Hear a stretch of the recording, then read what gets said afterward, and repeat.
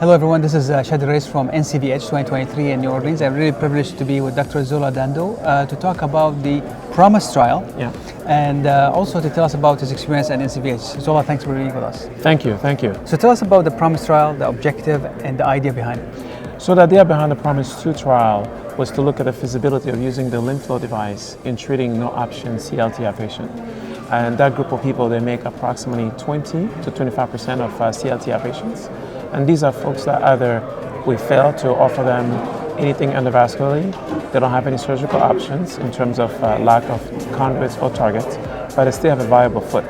And the idea behind here is to connect one remaining artery to a vein and be able to deliver oxygen and blood to the foot and hopefully to prevent them from having a major amputation.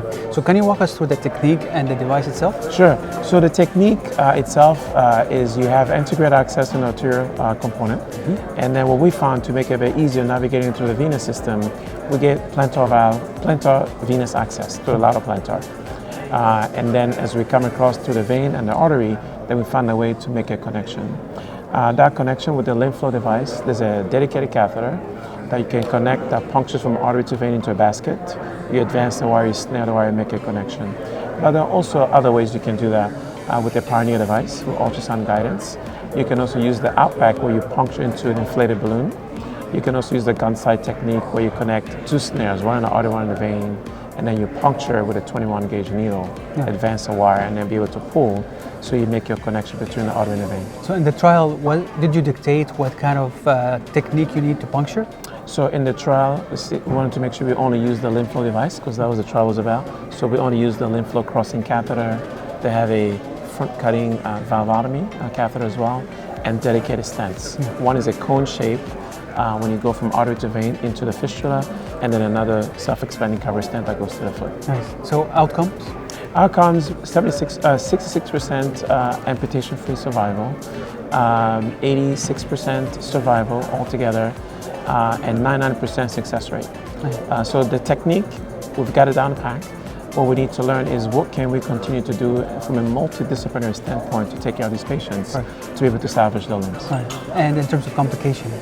Complications are very minimal because most of us are paying very close attention, and these are patients that we truly vetted before we took them for these procedures.